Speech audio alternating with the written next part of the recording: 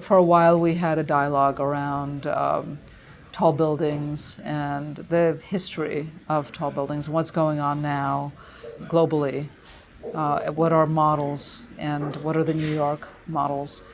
While the base and the tops of buildings have been the playground for the development of a kind of distinctive architecture, the middles of buildings have been famously neglected.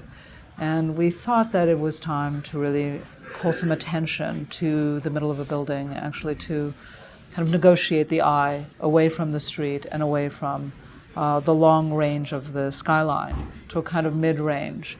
And this particular design came out of a reflection around the program uses of the building and the distinction between the rental spaces and the condominiums, and how the building could articulate a difference between these programmatic divisions of the tower.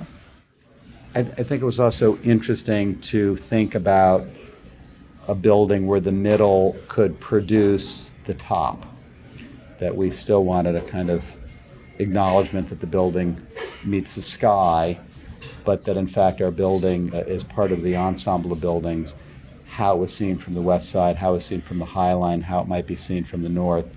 So that the building translates from an orthogonal geometry to a cloverleaf geometry.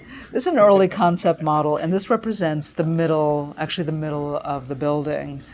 And so this corset strategy, when you apply a certain kind of tension to it, the tension forces the material to bulge. And that was what we were very interested in. So you could see the rectangular geometry and one end, which constitutes the bottom of the building, to see what it becomes, to the cloverleaf on top, and the transition through the corset.